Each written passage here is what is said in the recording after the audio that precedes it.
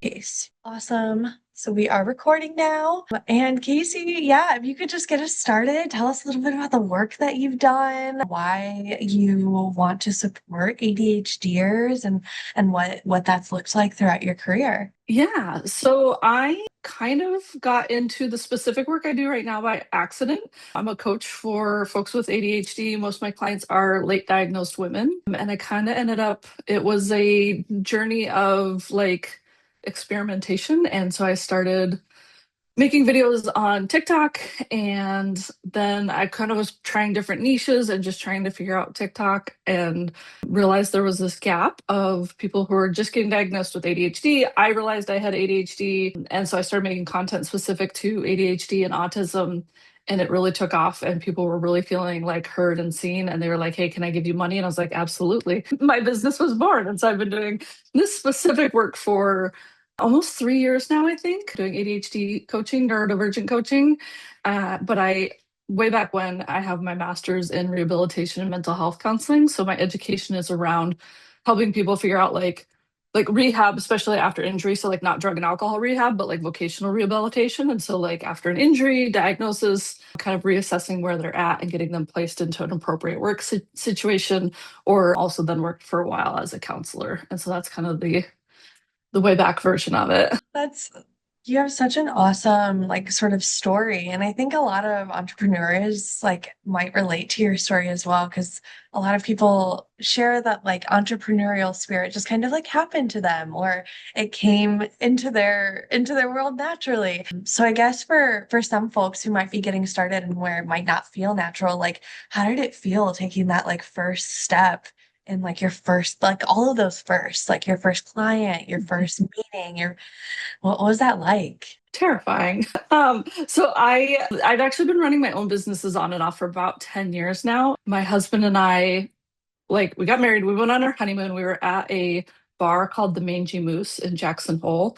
There's literally like a moose not mounted on the wall, mounted on the ceiling. It's quite the place if you're ever in Jackson Hole. It's amazing. And we were sitting there kind of having that conversation of like, what do you want to do? Like, we're married now. Like, we got through this big hurdle. I'd finished grad school, we were married. What's next? And I was like, someday, I'm thinking 2 or 3 years from now, someday eventually I want to run my own business. I come from a family of entrepreneurs. And my husband's like, well, what's stopping you? I'm like, I don't know. I just finished grad school and like I got a job. And he's like, well, why don't you quit your job and go do this thing you want? And I was like, oh, okay. So a couple weeks after our honeymoon, he's amazing. I put in my 2 weeks notice, like right after our honeymoon. I quit my job. My first business was actually in fitness and nutrition. I was a CrossFit junkie and into weightlifting. So I got a nutrition certification and started reaching out to people in the community to take on my own clients. And like I said, it was so scary. I was so confident in the work I did that I just had to kind of trust that because there's just so many unknowns. And so I looked to people who I knew, I looked to people I trusted to kind of like let me test the waters with them. And so I was actually one of my first jobs that I did outside of a CrossFit gym that I like worked for myself was I ran group fitness classes at the local banks during their lunch hour. The bank had like a wellness program. And so they'd pay me to come in and run little like 30-minute workout sessions during lunch for the bank employees. And I knew a couple people who worked there. So it was this really like safe way to branch into it. And so that kind of got me building my trust. And then by the time this business came around, it's less scary because it's a combination of like I'm late diagnosed ADHD. I also have PTSD and a traumatic brain injury. I was wounded in Iraq in a roadside bombing. So like I have my own combo platter of neurodivergent needs. I have the background as a therapist working in mental health, the lived experience. I've been doing a bunch of content on social media. So I had like this kind of bank of things that people were like already asking questions about and seeing how they were responding to it. So by the time I started actually doing this business specifically, it was a lot less frightening to do the work. There has still been a learning curve in like overcoming some of my own stuff around pricing, marketing, some of that kind of stuff, but it's not scary to show up and do the work. It's more like, how do I get out of my own way to do the work sometimes? It sounds like there were a lot of like baby steps that like built that confidence system almost Yeah. for you. Did it feel like when you were in like the thick of it, like say like in the middle portion of those baby steps, did it feel like like you were doing it? Like what was going on in your mind? And It depends on the day of the week. Sometimes it feels like, oh my gosh, I've got this. Like, this is amazing. I signed a new client. Like, everything's coming together. And then, like, and even not even the next day, like an hour later, I'm like, I'm a failure. This sucks. I suck. Everything sucks. I'm terrible. And like, that's just a very, I see a couple of nods. Like, I think that's just a very common part of like the entrepreneur experience is the big ups and downs. And so it was trusting and really leaning into the ups. So like I literally I have a note in my notes app called Prove My Brain Wrong. And it's just like nice things that like I want to remember, like maybe that a client said during a session, or that like I actually have a whole folder called my love notes that are screenshots of like really beautiful like emails, comments in my comment section from like TikTok. I used to do a lot of public speaking. Anytime I got a handwritten note, they're in a vintage lunchbox. I have like my lunchbox of notes. And so that stuff I really lean back into to like constantly remind myself, like, no, I know what I'm doing. I'm doing good work. I'm making a difference. I love what I'm doing. And that kind of carries you through the hard parts of it. And then, like, if it's too hard for too long, that makes me kind of stop and reflect of like what's not working. Is there something about my offer, my marketing, the clients I'm meeting with, like what isn't working so that I can evolve and get back to that feel good side of things? I I love that you were able to find tools that support you and like your love notes. We have Avery in the chat that said they love that. It's absolutely genius. Yeah, we absolutely Yeah. all could stand to have like our own love notes, journal, like win document. That's amazing. So would you say that that's like for early entrepreneurs, would you say that that's like one of the biggest tools that you recommend? And are there any others? Yes, I think that's even non-entrepreneurs. I think anybody who ever has some self-esteem issues, which is pretty much every human I've ever met, I think something like the love notes can be a great thing to do. Definitely for new entrepreneurs.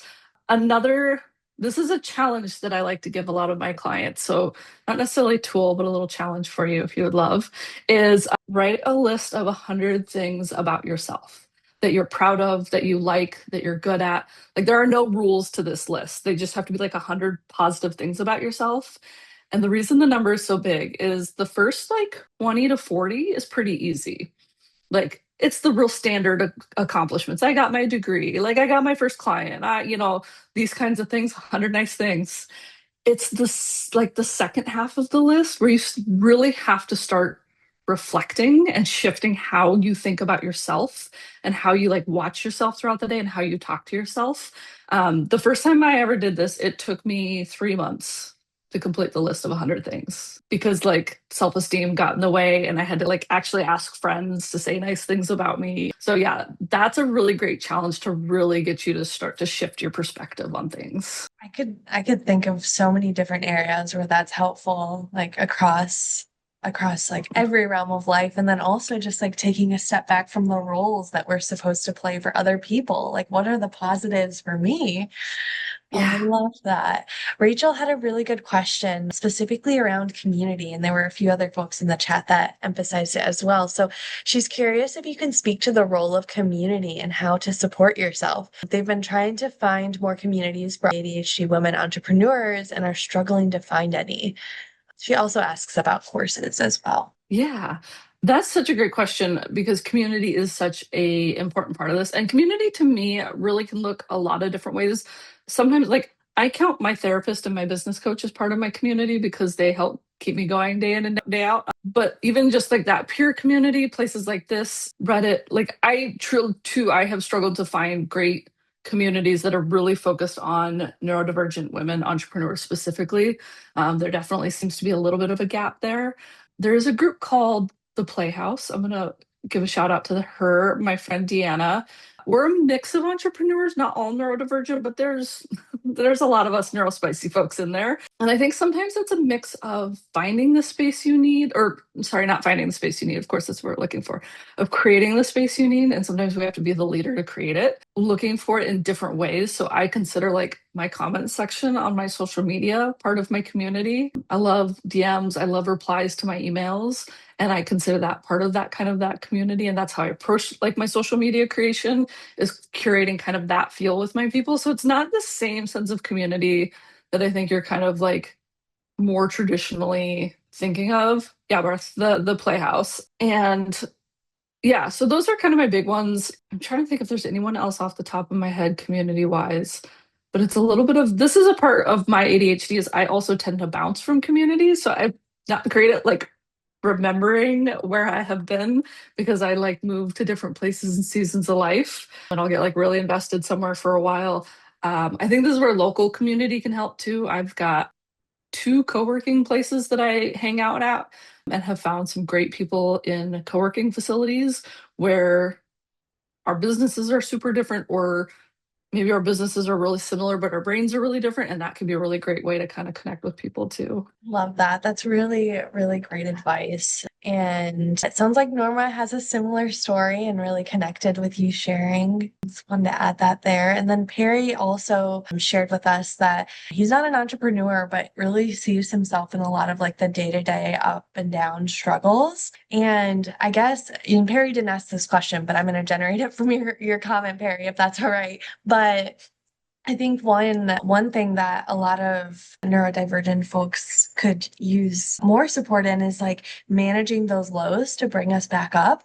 Like, what do you do when you're feeling maybe like something you're feeling some rejection sensitivity or like something happened? How do you like bring yourself back up? Another great question. One of the biggest realizations for me that was game changing, and this was, I think, actually in relation to my PTSD, but I carry it through life now, is every feeling is temporary. And so I try to just hang on to that. And depending on how, like, if it's like the rejection sensitivity, like I try to sometimes just let myself feel that for a few minutes. Because the problem I see a lot of times is we start to tell the story with the feeling we're feeling. And so we start to shame ourselves. I shouldn't feel like this. I shouldn't be jealous of them. I should try harder and I could have that thing. Or we feel guilty, or like we add more to the actual emotion. And that's when it starts to take on and like lasts longer, gets bigger, gets deeper. And so I try to step away from that and just, oof, I'm feeling bad today. Oh, I'm frustrated because I haven't signed a new client in a while. Oh, that contract fell through and like that sucks. And like let myself be sad, let myself be angry. I might take a long lunch and put on a comfort show. I might put on some like angry music and like dance and like literally move my body and try to move the feeling out of me. So those are some of them. As cliche it is, sometimes really it comes down to the therapist and the coach or the business bestie who gets it and talking to somebody and just like validating that like, oh yeah, I feel that too. Or sometimes my business coach is like, maybe that's a you problem. And I'm like, right. I've been dealing with jealousy a lot lately. And so we've been working on that one of like, what could I do without shaming myself to like challenge myself. So those are kind of a handful of ways. That can be really helpful with so much like social media content that we have. Like it can feel like we're inundated with all of these like different experiences that everyone's having. And being a content creator yourself, like how do you navigate that environment, getting so much input and then still showing up and having to like Mhm. really carry that like positive energy? Mhm.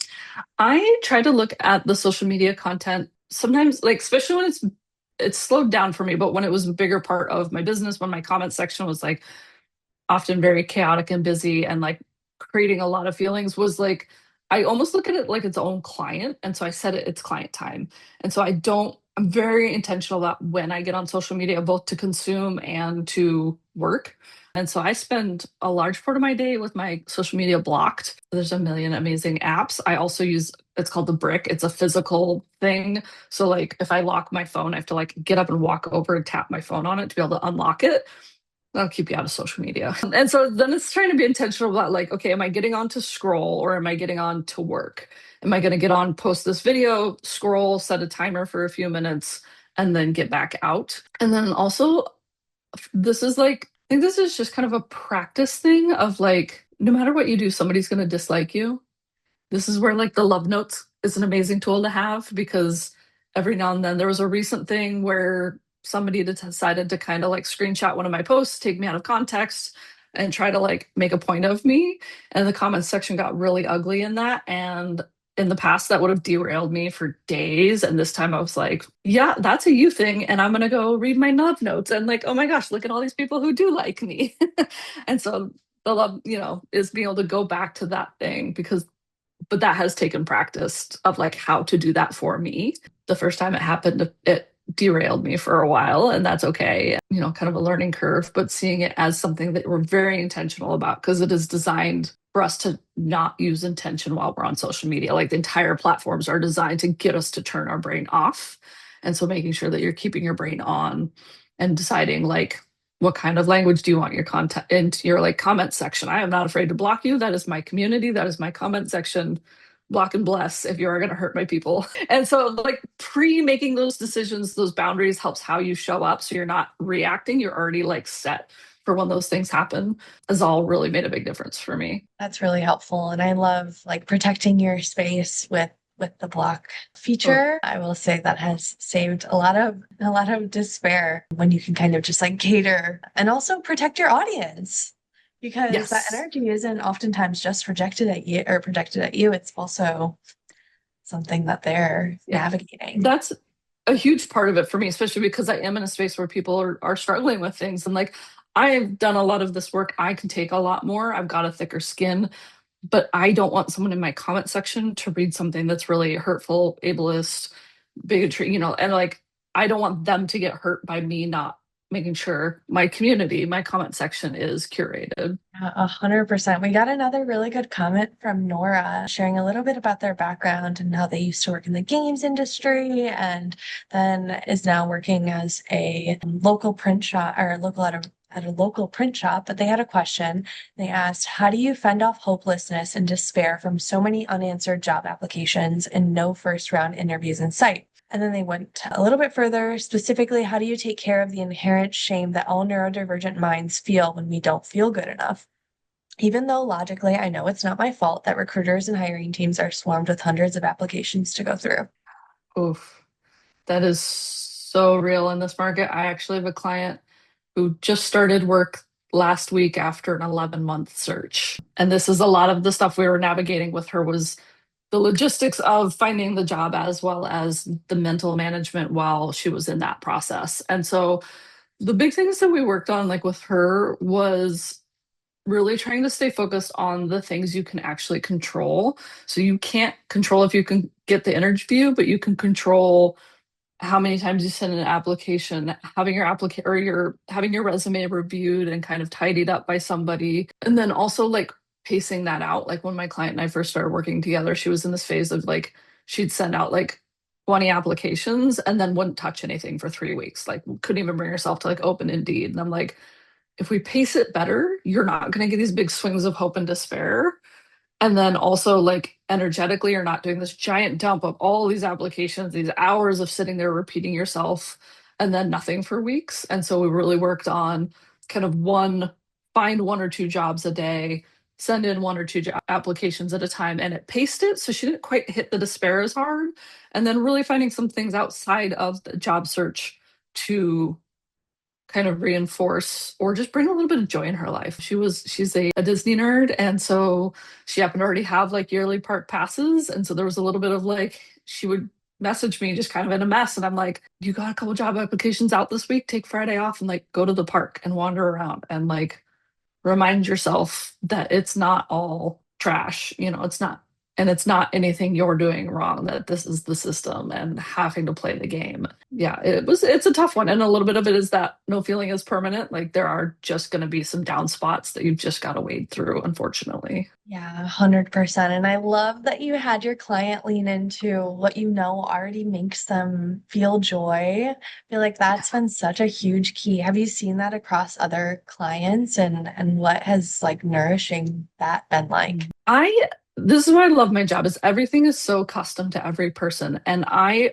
believe that you are inherently like whole and worthy and have everything you need to do what you need to do. Our society has given us so much trash messaging and I mean, Norma, you kind of said it there with that like inherited shame that we end up with. And so I really encourage people to lean into that. So that's the arts and crafts at a client who she kind of started to feel bad about all the different arts and crafts. How many people here have like 1,000 different arts and crafts and hobbies they've tried? And she's like, I've got the whole closet, and I feel bad. I'm like, lean into it. Like, pick your top three favorite and put them in a basket by the living room couch. So in the evenings you can just pick one and do the craft. And if you do it for a week and then don't touch it again, that's fine. for a month. Like, and so really encouraging her, like, follow what your nervous system is craving.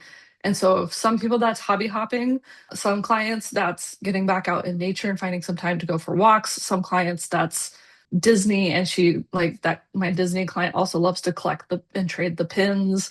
I know more about Disney pins than I thought I would ever want to or need to know. Gamers, I know there's probably some gamers in the group. Like, find time to do the things that feel good, no matter how hard life is, because you still need that like offset time to like rest and do the things that feel right for you. Such great advice. And we have quite a few sentiments actually expressed in the chat from started by Stephanie. So thanks for your message, Stephanie. She says that she's an entrepreneur while also looking for a like real job to pay the bills, while also being a stay-at-home mom with ADHD. I have 2-year-old twins. Oh my gosh, congratulations on your twins. Sounds adorable. ADHD, complex PTSD, GAD, and MDD. And we've got that expressed through a few other folks. So I guess the question that might be brewing here is how do you do both? How do you navigate two completely different, what feels like completely different sides of the spectrum? I will say, I'm gonna like a little disclaimer, I've never had to navigate both. I was able to just kind of like hop ship, but safety, I like talking about safety with my clients. Often that means that's financial safety. So we need that part-time thing. Is there's two ways to look at this is if you can find two things that offset each other. So let's say you want to start a woodworking business and that's the thing you want to do for yourself, but you also are you love history, is like seeing if you can kind of cover a couple of bases. And so looking into jobs that would fulfill that, that kind of history side of things. This is a terrible example. It's what popped in my brain. Like seeing if there's like a museum, like tour guide kind of job or something like that. So it's a way you can actually kind of satisfy your ADHD or that desire to have multi passions is to try to fill both. Or sometimes it's about trying to find the more traditional job, something that has the least amount of commitment and the most boredom possible so that you have the capacity for the entrepreneurship because it tends to take a lot of energy. And so I always have a lot of conversations with my clients about capacity of what is realistic versus what do you want. Those don't always align when we are neurodivergent. There's almost always a comorbid like physical, the Ehlers-Danlos hypermobile stuff, POTS, chronic fatigue. How many of us have any like no, I don't have any clients who have just a singular neurodivergence. There is always a list. And so then there becomes a really sometimes hard conversation about honesty, about capacity of do you have space for entrepreneurship right now if you need to pay the bills and raise twins and take care of your own mental health and well-being, is like, do we need to pause or shift the size of what we're looking at to make sure that we take care of our well-being? Because there is like a lot of us are also probably those like high drive, like go, go, go, highly passionate, former gifted kids. We want all of it now. We used to be able to undo all of it. Why can't we anymore? Is adjusting the capacity. And that can sometimes be a frustrating conversation, but also a true part of the conversation is the reality of balancing too. Yeah, I left out the part about I'm also a marathon runner on top of all the other things. Oh, goodness. Yes. So, Yeah, yeah, yeah. Yep. yeah. Yeah, but yeah, and I was afraid, like, the whole entrepreneur thing, I was afraid that it would be one of these like flash in the pan ideas that I always have $1 million ideas.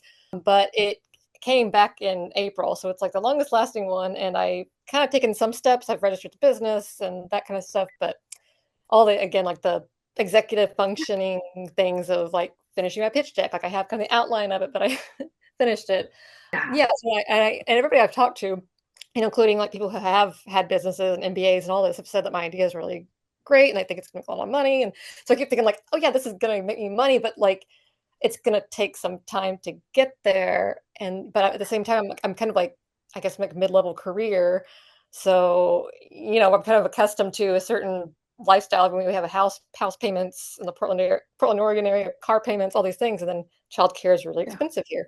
So it's like I can't just take, any job. I have to take, something aligned with what I've done in my career. But then it's basically I'm like being split between two, actually three, if you count like being a mom things, and my brain is just like, and then I don't get anything done. Yeah. That's so many moving pieces. One that might be worth playing with for you is kind of like doing things in phases. So like I would imagine like right after you finish running a marathon, you've got a little bit of downtime where you've got some recovery, you've got a gap before you need to start like ramping back up for the next race. Is like using that time to then shove in like, okay, this next 6 weeks we're going to be running less, but we're going to replace those hours we're already used to being running, and we're going to replace that with some focus time on the business. And then as our mileage ramps up, or a kiddo gets sick, or all of the other things, then and so like working more in phases than trying to do all of the things all of the time might be kind of a good approach for you to give a try. Yeah. Well, I happened to, my dog and I were running and fell on my sacrum and broke my sacrum at the end of September. So it was like a sign from the universe, that I needed to step back and yeah. Yep. Yep. Oh no. Hopefully you heal well. Thanks, Stephanie. We had another question from Jason, who shared a little bit of struggles with like selling and marketing. And I know you got some of your business start on social media. So how did you make that like leap? And can you share like how like a few tips and tricks for like non-marketers? Yeah, I do about 95% of my marketing is through organic social media. The other 5% is referral marketing at this point, people getting sent to me. So that is my wheelhouse. A lot of it really, and I think this boils down to, I mean, really this comes, I think a lot of across a lot of marketing these days is I don't worry about marketing and sales psychology. I worry about telling my story. I worry about saying the things that I know will connect with my audience. In a lot of ways, I'm only a few steps ahead of my primary clients. And so I think about where I was 6 months ago, 3 years ago, 5 years ago, and I talk to her and it connects. As a society, we're getting pretty burnt out on the like really traditional dialed in like sales psychology marketing. And so 10 years ago, that was a great skill to have. These days, I think you can get away with less of that. The other thing I always remind myself too is that like my work, like people are looking for my work. People are looking for what you do. They want and need that service, that skill, that piece of equipment, that piece of art, whatever it is you make and sell. Somebody wants that and needs that. And if you don't market, they'll never find you. And so you're actually doing them a disservice by not being willing to show up and sell yourself. And it's a practice also in getting comfortable of saying who you are, saying your prices out loud, finding ways to tell your story, the same story 1,000 different ways, 1,000 different times. Getting bored with yourself is probably a great sign because it means you're repeating yourself enough that somebody might actually pop back up from your audience, and just some patience as you kind of learn all of that. That's one where I also recommend, like if you do really get into it or when you hit that point in business, a really great marketing coach, business coach, somebody who knows marketing. I'm getting to that point where I'm starting to look for a little more nuanced like hooks in my social media video, and like trying to like get a little more strategic. And so having somebody who is an expert in that to kind of proofread my copy, stuff like that, that's definitely money well spent once you know what you're selling has a viable market. Good advice. James had a question related to burnout, and he unfortunately had an autistic meltdown. I'm so sorry to hear about that, James. Sending you a lot of love today. But curious, how would you deal with burnout in the job seeker and combined entrepreneurship track? My goal, because I think for the most part, people don't like me when I say this out loud, the chances are that you're never going to burn out again. Our society is not set up in our favor. So my goal is always to see how we can minimize how hard the burnout hits. But really that comes back to that conversation we're having about capacity. And so if we think about like, I don't know if anybody here is familiar with the window of tolerance. So this is like the part of our nervous system where like we're not burnt out, we're in control, we're not in fight or flight or freeze kind of. And that window is something we can work on building. And so figuring out how to kind of exist within that window of tolerance, and the big trick of this is starting to learn what the signs are as we start to creep to the edges of that window. And so for me in a day-to-day setting, I have a lot of like sensory processing issues. And so I like went to a Friendsgiving dinner and I realized like I'm going to flip out and crawl out of my skin if I don't leave because it is so loud here. And so I am very tuned into like this particular type of thought or this particular type of feeling. I need to remove myself from the situation. And so that's like a really like day-to-day example. But then that bigger is knowing my signs for when I'm starting to kind of like, if it hits 2 o'clock in the afternoon and I cannot get any work done for multiple days in a row, I'm probably hitting the edge of my window of tolerance of my capacity for that week. And so then I look ahead and I'm like, okay, where can I take an afternoon off? Where can I add in taking the dogs for a longer walk? Where can I add in the things that help my nervous system re-regulate and prioritize those first before I worry about anything else? My clients always come first because I never want to rearrange their schedule. But how can I fit myself in after my clients? But my schedule is also built around making sure there's always room to take care of myself within my client schedule too. So really learning to watch your own signs and watching your own signs. I lost the word I was looking for, and really responding to those without shame, without guilt, full permission to take that step back, take a half day off, go to Disney, go collect a pin, whatever the thing might be for you, to help settle that nervous system back down before you push it too far over the edge. That's really, really good insight. Thank you. Thank you, Casey. We have another question from Ben that might be more specific to your own personal experience with the healthcare system. So feel free to answer it at the links that you feel comfortable. But the question was from Ben is, and in sharing, he mentions he had some troubles and some challenges with the healthcare system and a negative therapy experience as of late. Do you have any insight on dealing with challenges with the healthcare system? Yes. You are your own best advocate, which is such a hard part of it, is having the confidence to ask for what you need. I'm a big fan of like taking notes beforehand for appointments, some of those things so that you remember what it is you want and need to say while you're there. If you can have somebody help you, depending on what part the challenge is with. So if it's like finding a provider, setting an appointment, getting to the appointment, having somebody who can kind of body double that with you or even go with you can be really helpful.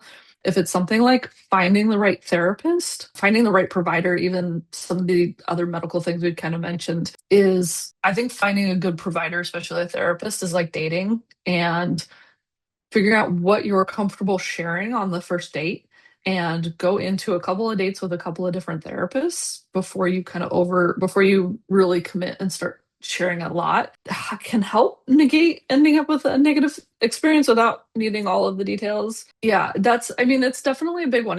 Most of my care is through the VA, and so it's a very that system has its own set of rules that I've gotten really good at playing. And I hate saying it that way, but that's the truth of healthcare in the United States, is it's a game and it's learning how to play the game. It's learning how to ask for what you want without tipping off the doctor that you already know the answer because they don't like being not the smartest one in the room. We'll see where this recording ends up and if that bites me in the butt. But they're like, unfortunately, I think that's really what a lot of healthcare in America boils down to, is knowing the game.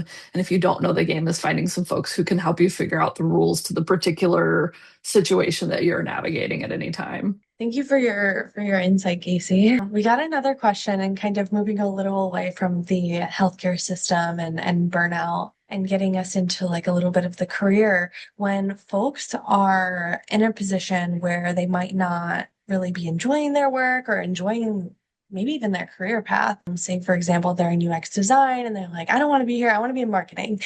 How do you recommend for folks to make sort of like a technical shift to something that might be more creative or reverse? Go for it. Sorry, I'm a big fan of figuring out what lights you up and go for it. Like, life is too short to stay in a job you hate. And, I have a friend who has a master's degree, has been in her career field for about 15 years now, and she kind of hates it, but she thinks it's too late to switch.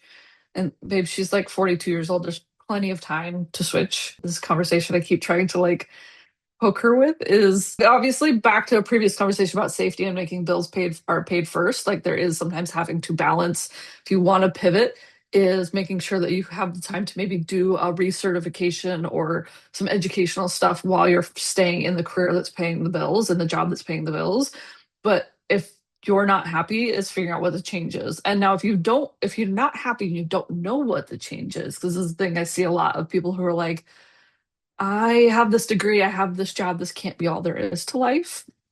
I always like saying, look through the through line in your life. If you look back at the first couple jobs you had, maybe in high school, volunteer projects, the things you've done throughout your life, and see if there's a commonality. And so when I look back at my life, teaching comes up again and again and again. The first job that I can think of that I loved was I was like 14 and I helped teach swim lessons. We had a program where kids paired with lifeguards and like we got to help teach the little kids to swim. It was like my first job and I loved it. I went on to help teach martial arts. I went on to like all the jobs I love the most have an element of teaching to them. And so now, whenever I'm looking at a pivot in my business, in the work I'm doing, do I get to keep teaching?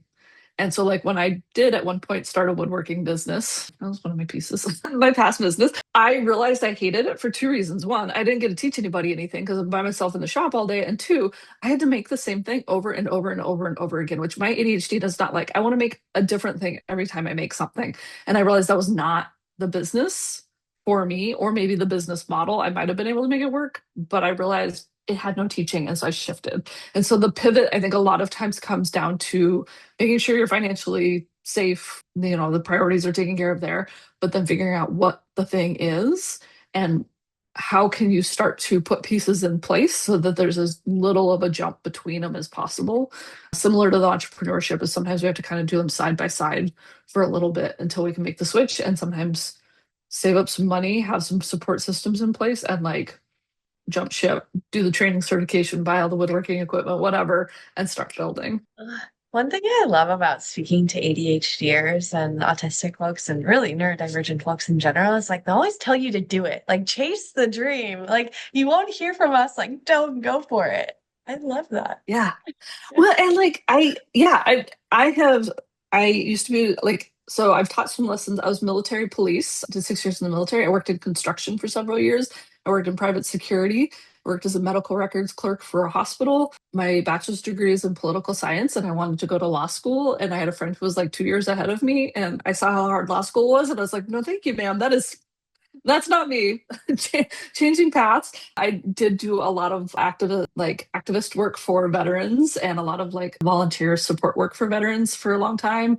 Public speaking, fitness coaching, nutrition coaching, business coaching, the coaching I'm doing now. They're all Wow. different chapters of my life and they all feed each other and they all bring me joy in their own ways. And I'm so glad that I never let any identity keep me stuck from making any of those pivots. Yeah, because they're all little bits that you get to sort of embrace within yourself and allow trickle through the work that you're doing today. That's Yep. amazing. There are some folks that asked about like certifications, the value that you personally might place on certifications, maybe like government related, if there's any sort of recommendations that you have in there or recommendations you make to your clients. I think a lot of that that's such a broad question. Obviously, anything that's required to do the job well, go for it.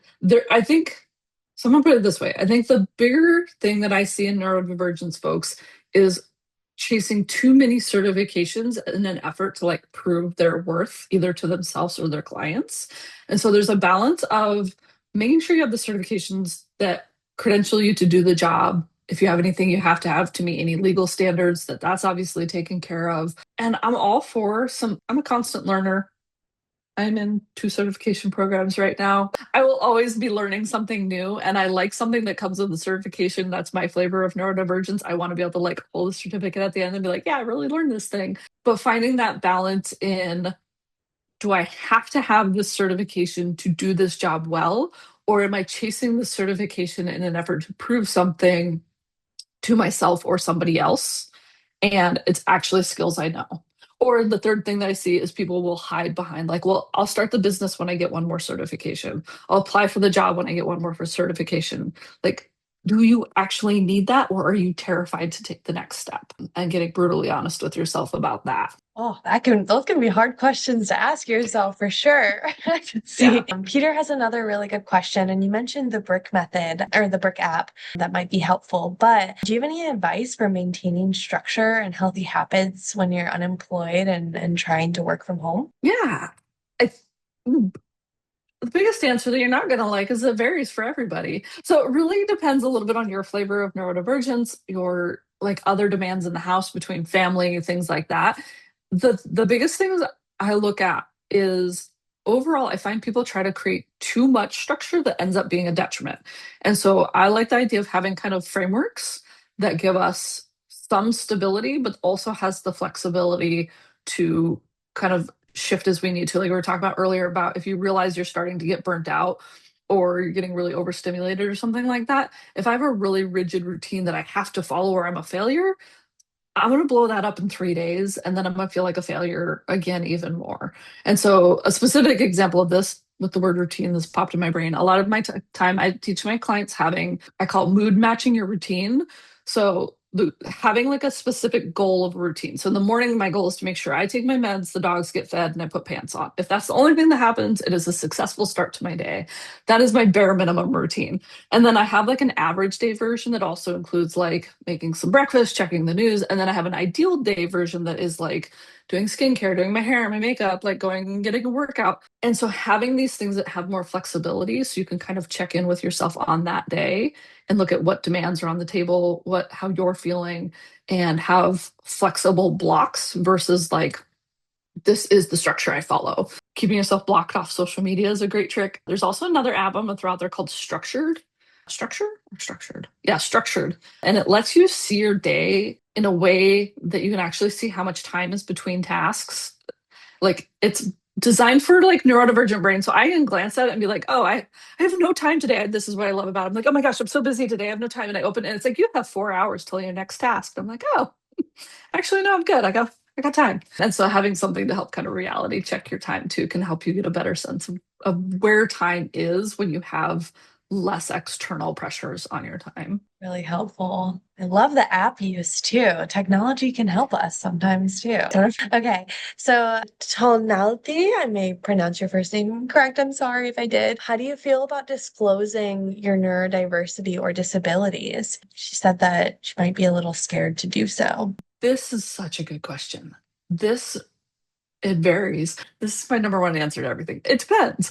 So I think I learned this from, oh, what's her website? Neurodivergent Insights, Dr. Neff. She has what she calls like the disclosure thermometer. So you've got like literally like a little regular thermometer. And so depending on what the situation is, in certain situations, I'm going to be very minimal about my disclosure and just say like, oh, I have a little bit of a hearing issue. Can you repeat yourself? In other situations, I'm gonna be like, hey, I have a brain injury and it causes sensory processing issues and I cannot hear you at all. Can we please go outside? And I'll explain in great detail. And so like that being kind of this thermometer of like, what's the bare minimum you feel comfortable disclosing versus like what is the in-depth detail somebody might need. And so I tend to start on a more vague place to begin with until I can get a sense of a situation or people, and then I'll get more and more detail. Or if it's something where like I need an accommodation, but I don't want to give my medical history, a lot of job situations, I'm going to tell them the bare minimum that they need to authorize the accommodation. Or if you can, what I really like to do is actually not even tell what the situation is. I just ask for the thing I need. So instead of, oh, I fell and hurt my back and I can't stand for a long time, I'm just going to say, hey, I got a situation. Can I have a chair so I can sit at the cash register while I work? And start with asking for the specific thing you need or the support you need versus telling them what's wrong and kind of hoping they come up with a solution. I hope that helps answer that question. Thank you. Yeah, thank you. Jeffrey also had a question that I thought might be a good opportunity to highlight just with your experience in the military. Would you advise against going into OSI as a civilian at this point? I'm drawing a blank on OSI. Okay, I also am not. Okay, let's look this up. OSI is Office of Special Investigations. Oh, okay. So it seems like they're interested in work there, but might not necessarily have like a military backing. There you go. Yep. I'm tracking. Yeah. Thank you, Jeffrey, for the clarification on that. If it's something you want to do and it's something you have the capacity physically, mentally, emotionally, whatever, and you want to pursue it, I'm never going to tell somebody not to pursue something. So less able to speak directly specifically to this one, Jeffrey, but I'm going to give an example. So some years ago, I had a mother reach out to me to talk her daughter out of joining the military. And I said, I honestly can't do that. I can tell her about my experiences with being in combat, with being in a very male dominated field, the sexual harassment I dealt with. I'm willing to tell her the complete truth of my situation. I won't sugarcoat any of it, but I cannot in good conscience tell somebody whether it's a good idea for them to pursue or not pursue something that means a lot to them. And so that would be kind of my answer, is maybe finding as much information, finding maybe other people who've been there and have left that can give you a bigger picture version of the story. But ultimately, there's a little bit of trial and error in life. And so if it seems like it's worth pursuing, I'm not going to say it's a bad idea. That's a really super not answer. So I hope that's still kind of helpful though, Jeffrey. Yeah, hopefully. Yeah, you said thank you. Awesome. Well, I think that covers all of the questions that we had in chat. I might have missed There was one. one from Riri. Can an autistic introvert be an entrepreneur? Absolutely. I think anybody can be an entrepreneur. It's that thing of knowing what feels good to you and how you show up in the world. Tech focused, depending on the specifics of that tech focused. Absolutely. I think sometimes I also think something like an autistic introvert, sometimes like entrepreneurship is actually in a way the better way to go, because once you figure out what the job is, you get to build the schedule, you get to build the clientele. I only work with people I adore every single one of my clients. I love showing up to work. I love getting to do client calls. I love getting to do workshops because I curated what my business is to my neurodivergence, to my passions. I only work client facing 2 days a week. So 3 days a week, I do not have to do people. Like, special treat for y'all. I usually don't do people on Monday. So here I am doing people because this is your schedule, but you get that control. So on one hand, I would say it's almost a better experience to really be able to curate your life for kind of how your neurodivergence or your physical health stuff shows up for you. Absolutely. I love that. And I really appreciate you so enthusiastically saying yes. Because I think, like, as autistic people, we're so used to hearing no, or, oh, you can't do this because of your neurotype, or like, just, it's really refreshing, Casey. So thank you. Thank you so much for joining us and answering all of our Absolutely. questions. Yeah. If anyone can like stay connected with you, where do you recommend staying in touch, and how can they continue learning from you? I just threw, no, I didn't spell that right. Don't go to that link. I didn't spell my own name. See, it's late on a Monday evening. My brain is not supposed to be firing at this point. CaseyJordan.com/links. There's links to all of my social media platforms. There's a couple spots where you can drop your email in there. You can get on my newsletter list. Shoot me a DM on Instagram. Shoot me an email. I'd love to stay in touch. I saw a couple other people ask about that. Yeah, thank you, Perry. Yeah, social media, Instagram DMs is a great way to chat with me. And then TikTok is where I primarily post the most often. So those would be, if you want to just kind of spy on me and not actually interact, probably my top two choices. But I love hearing from people. Oh, well, thank you so much, Casey, for your time and dedication to supporting neurodivergent folks. We really need to hear from a voice like yours, and it really does make such a difference. I hear it as it like ripples through the community and the validation in the chat. So just thank you for being you, and thank you for chatting with us. Absolutely. Thank you for having such a hot chat and all the great questions. This was a delight. Yeah. All right, everyone. Well, we hope to see you at next week's session. If you have any questions for Casey or myself, I'm going to drop my email in the chat. And happy to be an intermediary or any sort of connection there. But thanks so much, everyone. Thanks, Casey. Have a good night, everyone. Happy Monday. Bye.